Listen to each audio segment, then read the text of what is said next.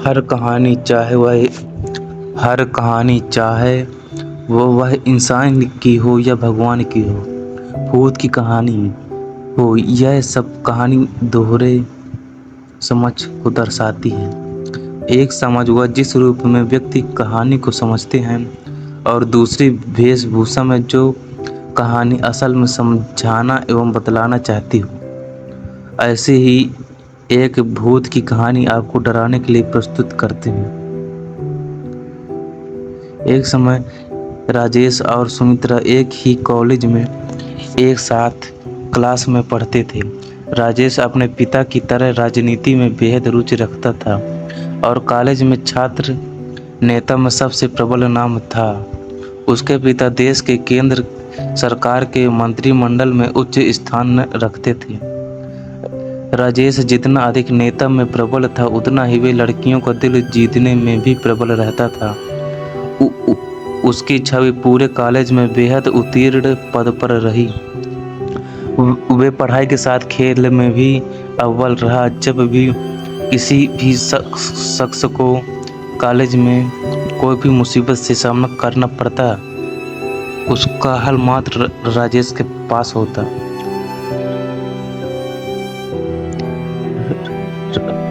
राजेश का दिल नेतागिरी के अलावा किसी अन्य पर भी केंद्रित रहा। उस केंद्र का नाम था सुमित्रा। सुमित्रा बाला की खूबसूरत थी। वे अंग्रेजी डिक्शनरी में ब्यूटीफुल शब्द का सबसे प्रमुख व्याख्यान करती थी। शर्मीली स्वभाव की भोली सी सूरत ओढ़े सुमित्रा प्रेम की एक अलग प्रस्तुति पेश करती थी, जो बेहद प्यारी सी थी। सुमित्रा मन ही मन राजेश को चाहती थी, लेकिन वह कह नहीं पाती थी, क्योंकि उसे डर था कि वह कहीं राजेश को मना न कर दे, क्योंकि राजेश बेहद अमीर घर से ताल्लुकात रखता था। वहीं सुमित्रा एक सामान्य परिवार की बेटी थी। एक दिन सुमित्रा कॉलेज से घर की ओर जा रही थी। रास्ते में उसे राजेश मिला। दोनों की नज़रें एक दूसरे को देखने लगी, जैसे कई जन्मों की बात कर रहे हों। फिर कुछ मिनटों में दोनों ने एक दूसरे से नज़र हटाई और नीचे की ओर झुकाई। राजेश बाइक पर अलग दिशा निकल रहा था, तो वही सुमित्रा अलग दिशा। दोनों एक दूसरे से काफ़ी दूर हो गए। तभी सुमित्रा को कुछ लोग छेड़ने लगे जो कॉलेज के ही थे। सुमित्रा काफ़ी घबरा गई और वहाँ से तेज रफ्तार में दौड़ने लगी। राजेश को अचानक से सुमित्रा के पास कोई काम याद आ गया। वह मुड़ा और अपनी बाइक की तेजी से सुमित्रा की तरफ, लेकिन वह अचंभित रह गया जब देखा कि सुमित्रा वहां मौजूद नहीं थी। राजेश को वही लड़के दिखे। राजेश को उन्हें देखकर यह आभास हो गया था कि सुमित्रा के साथ कुछ हरकत कर रहे होंगे जरूर। वह वहीं रुका रहा और उन लड़कों से बात करके उन्हें सभी को भेज दिया। कॉलेज के सब लड़के राजेश से डरते थे, क्योंकि वह किसी के साथ भी अन्याय नहीं सहन कर सकता था। जैसे ही वे गए, राजेश ने सुमित्रा को ढूंढने की कोशिश करी, लेकिन वह काफ़ी देर तक नहीं मिली। परंतु जैसे ही वह वापस जा रहा था, तभी उसको कुछ रोने की आवाज़ आने लगी। यह आवाज़ एक गली से आ रही थी। राजेश ने उस गली के तरफ मुड़कर देखा तो सुमित्रा को पाया। सुमित्रा काफ़ी भयभीत थी। राजेश ने उसे अपने बाहों में ले लिया और उसे भरोसा दिलाया कि वह उसे कुछ नहीं होने देगा। समय बीतने लगा और दोनों के प्रेम को अब नए रिश्ते की डोर में बांधने की बातें होने लगी। सुमित्रा और राजेश दोनों का विवाह होना नक्की हुआ। सुमित्रा ने बताया वह अनाथ है, उसका कोई नहीं, वह अकेली रहती है घर पर। इस पर कईयों ने राजेश के घर से आपत्ति दर्ज करी, लेकिन राजेश को सुमित्रा के प्रति प्यार देखकर वह शादी कराने को राजी हो गए। उनकी जोर शोर में शादी संपन्न हुई। दोनों एक दूसरे में बेहद खुश थे। इस तारीख का प्लान बनाकर दोनों अपना हनीमून मनाने हिमाचल प्रदेश के शहर कसौली पहुंचे। कसौली के प्रसिद्ध रेस्टोरेंट कसौली पैराडाइज में अपने प्यार भरे क्षण बिताने के लिए वे वहाँ के मैनेजर से एक कमरा लेते हैं। राजेश ने सुमित्रा से कमरा चुनने को कहा। राजेश और सुमित्रा ने 3 अगस्त को कमरा चुन लिया। वह रेस्टोरेंट 5 मंजिला था। सुमित्रा ने सुझाव दिया कि कमरा तीसरे मंजिल पर ही हो लेंगे। ऐसा उसने इसलिए कहा था क्योंकि रेस्टोरेंट के तीसरे मंजिल से पहाड़ों का बेहद मनमोहक दृश्य नजर आता था। इसी कारण तीसरी मंजिल के कमरे महंगे भी होते थे और जल्दी फुल भी हो जाते थे। मैनेजर ने उन्हें 304 नंबर की चाबी दी और वेटर को बुलाया ताकि वह सामान ले जा सके।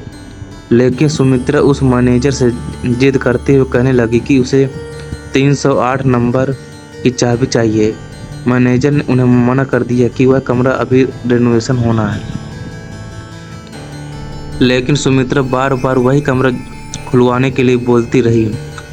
राजेश भी सुमित्रा के प्यार में उसकी जिद को पूरा कराने के लिए मैनेजर से गुहार लगाई खुलवाने को। उसको शुरू में तो मैनेजर नहीं माना, अंत में उसे भी मानना पड़ा क्योंकि राजेश से ज़्यादा धन लाभ देने का वादा किया था। दोनों कमरे में एक दूसरे को निहार रहे थे, साथ ही साथ पहाड़ों को भी, जो कसौली की खूबसूरती को बखूबी दर्शा रहे थे। जैसे ही दोनों ने एक दूसरे के प्यार में डूब रहे और सारी हद पार करने की ओर बढ़े, तभी एक अजीब सी आवाज़ ने दस्तक दी।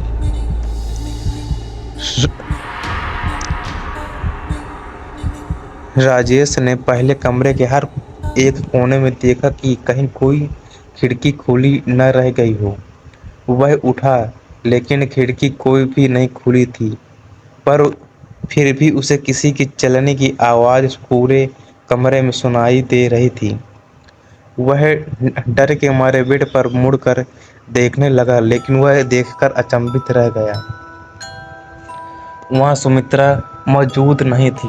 वह डर की सीमा को लांघ चुका था।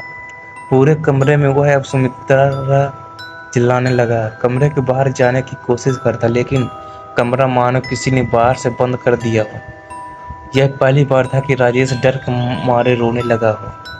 अचानक से उसे कमरे के बाथरूम में पानी चलने की आवाज़ आती है।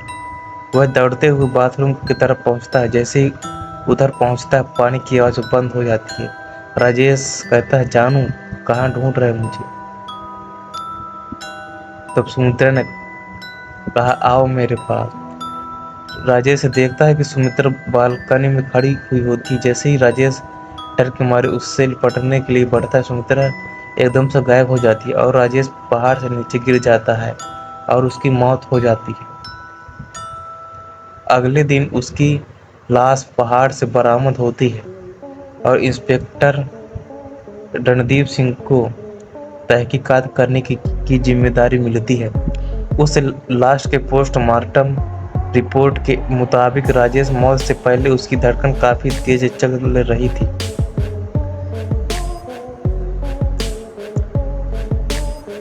इंस्पेक्टर सुमित्रा को ढूंढने की कोशिश करते हैं, लेकिन उन्हें सुमित्रा का कहीं नहीं पता चलता। मैनेजर ने इंस्पेक्टर सीसीटीवी कैमरे की फुटेज मांगता है।